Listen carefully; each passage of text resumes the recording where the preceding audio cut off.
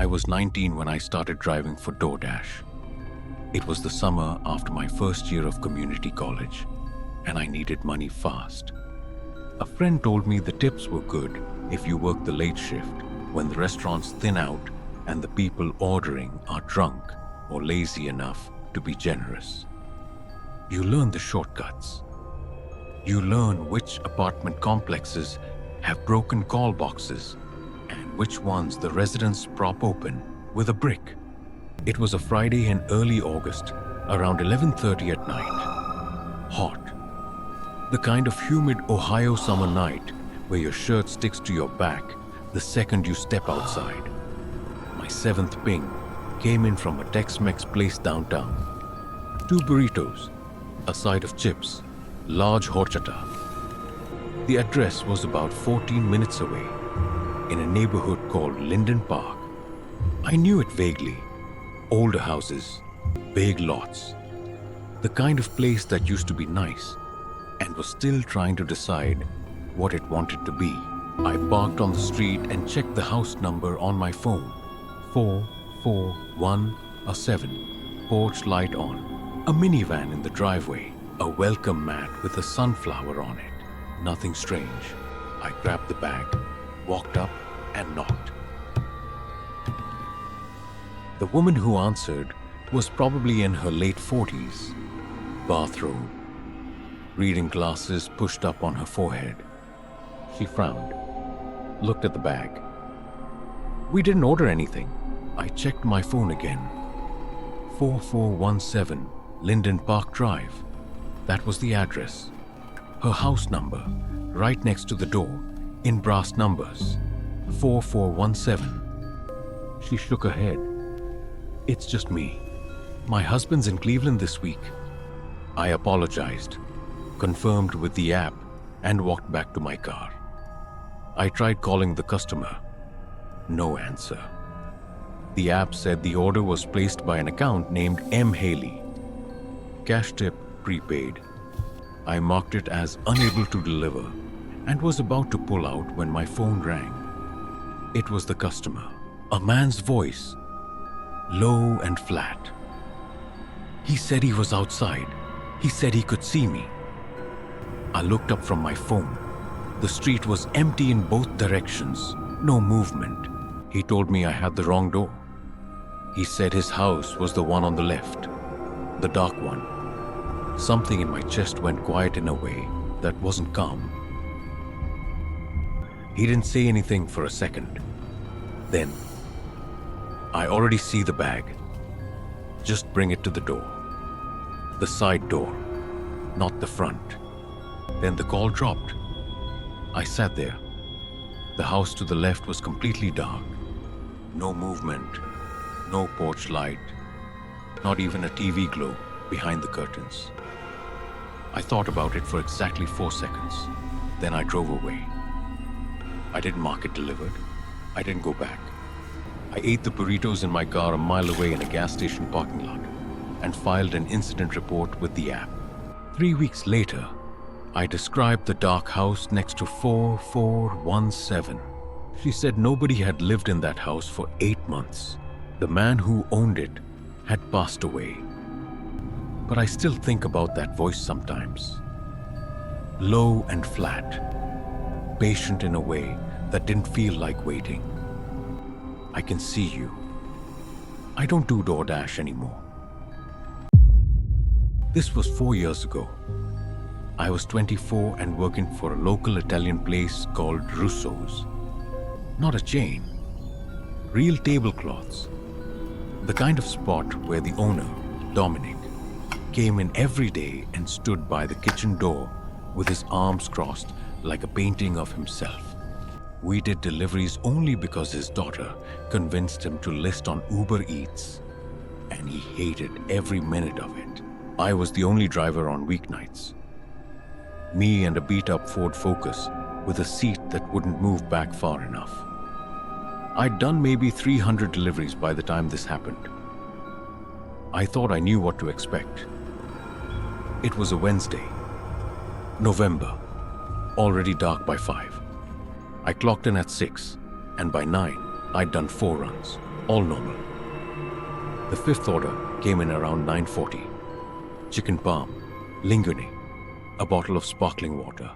The address was a street I'd never been on, Halford Court, which turned out to be a private cul-de-sac tucked behind a neighborhood I knew well. No street sign visible from the main road. I almost missed the turnoff. There were 6 houses on the cul-de-sac. 3 had their lights on, 3 didn't. The address I needed was the second dark one. I pulled up and sat in the car for a second. No porch light, no garage light. But there was a car in the driveway, a newer Accord, and the order was confirmed paid. I grabbed the bag and walked to the front door. Rang the bell. Heard it chime inside. One of those long, hollow Westminster chimes that sound like a church. Nothing. I knocked, waited, knocked again. I was about to pull out my phone to call the number on the order when the door opened. She was maybe 35. Dark hair. She looked like someone who had been crying recently but had stopped long enough to answer the door. Not messy. Just that specific kind of stillness in the face that comes after. Like the muscles haven't remembered what to do yet. She confirmed the name on the order. Rousseau's Chicken Parm. Her voice was steady. She thanked me and reached for the bag. I was turning to leave when she said quietly, "Can I ask you something?" She was standing in the doorway, holding the bag with both hands, looking not quite at me, slightly past me. "Do you ever feel like someone's following you?" she said.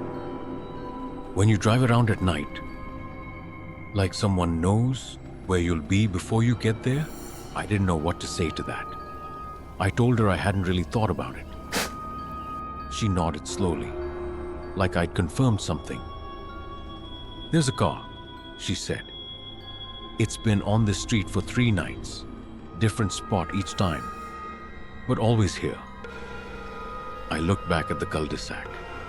6 houses, a few cars in driveways. Nothing parked at the curb that I could see. "I don't see anything," I said. She looked at me for the first time I've been directly. waiting for this moment. Her eyes were dark and very still. "It's not here right now," she said. "It leaves when someone else arrives." I didn't know what to do with that. I told her to call the police if she felt unsafe. She nodded again, that same slow nod, and said thank you and closed the door. I walked back to my car. I was pulling out of the cul-de-sac, headlights sweeping across the houses as I turned, when I saw it in my rearview mirror. A car parked just past the entrance to Halford Court, on the shoulder of the main road. Dark, no plates visible, no lights on. It hadn't been there when I pulled in. I was certain of that. I drove past it slowly. The windows were tinted. I couldn't see inside. I pulled onto the main road and drove 3 blocks before I stopped at a red light and looked in my mirror again. It was behind me. Not right behind me. 2 car lengths back. But it was moving. No headlights. I turned left. It turned left. I went 3 more blocks and turned right into a gas station lot, pulling around the back near the air pump. I killed my headlights and waited. It drove past the entrance without turning in. Didn't slow down. I sat there for 8 minutes. Then I drove back to Rousseau's the long way, checking my mirrors every 30 seconds. I told Dominic what happened. He told me to stop taking orders on Halford Court. I asked him if anything had ever happened there before. He looked at me for a long moment and then said the previous driver had asked to stop going there too. He hadn't told me because he thought it was nothing. I asked what the previous driver had said. He said she'd described a car parked outside one of the houses, following her partway home. She'd quit the week after. I don't know who was in that car. I don't know if the woman who opened the door knew who it was either. But the thing I keep coming back to is what she said, standing in her doorway in the dark, holding a bag of food she'd ordered when she was home alone. It leaves when someone else arrives. She knew it would be back when I left. I think about whether she was still there when it came back. I have no way of knowing. Russo's closed the following spring. Dominic retired. I found other work. I never went back to Halford Court. I want to say up front that I've told this story twice. Once to my sister, who didn't believe me. Once to a crisis counselor I saw the following month, who believed me but said it was probably a trauma response causing me to misremember certain details. I stopped going after that session. This was about 3 years ago. I was 27. I'd been working as a delivery driver for a meal prep service called Fresh Box. It was a Thursday in March, late afternoon, about 4:30. Still light, barely. The sun was low and orange, and coming in sideways. The kind of light that turns everything a little strange. The house was a 2-story colonial attached garage. A basketball hoop in the driveway with a net that had seen better days.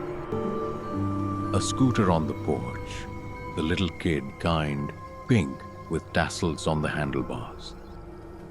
I rang the bell. A woman answered, early 40s, hair up, wearing a chef's apron over her work clothes like she'd just gotten home. She looked pleasantly surprised to see me. She signed for the box. We exchanged the normal pleasantries. Cold out. Yes, they love the lemon herb chicken. Thank you, have a good evening. I was walking back down the porch steps when the door opened again. I turned around. It was a kid, maybe 7 or 8. A boy, small, still in his school clothes. He was looking at me with a very specific kind of seriousness that kids only have when they've been thinking about something for a long time. You were here before, he said. I told him I hadn't been. This was my first delivery to this address. I could see it on my route sheet. He shook his head. Not with a box. Before. You stood on the lawn. At night. I felt something go cold in the center of my chest. Buddy, I've never been to your house before today, I said. I kept my voice easy. Like it was fine. He looked at me for a long moment. Not like a kid who's confused. Like a kid who's trying to decide if he should say the next thing. Then he said, he looked just like you. He was watching our house. He stood really still. His mother appeared behind him, one hand on his shoulder, and told him to go inside. She gave me the apologetic smile parents give when their kid has said something strange to a stranger. I walked to my car. I sat there for a moment before starting the engine. I looked at the lawn. I got out of the car. I walked back to the lawn. I don't know what I was looking for. The grass in one spot, near the edge of the lawn closest to the neighbor's hedgerow, was compressed differently than the rest. I stood there looking at it until it started to feel like standing in someone else's shape. Then I left. I went home that night and I looked up crime reports for Clearwater Estates. Nothing recent. Nothing flagged. A week later, on my next Thursday route, I was assigned to the same subdivision. But as I drove through, I slowed down when I passed Clearwater Drive. Out of some instinct, I don't fully understand. There was a car parked across from the Colonial. Engine off, no one inside that I could see. I know it could have been anyone. A neighbor, a contractor, someone on the phone. People park on residential streets all the time. and it means nothing. I know that. But I also keep thinking about what the boy said with that look on his face. Not scared, certain. The way children are certain when they've seen something enough times that it's just become a fact to them. He looked just like you. I put in for a route reassignment the following week and asked not to be sent back to Clearwater Estates. My manager didn't ask why. I think about the boy sometimes. Whether he's still standing at windows at night, looking out at the lawn. Whether he's still watching for the man who looks like me. Whether that man is still watching back.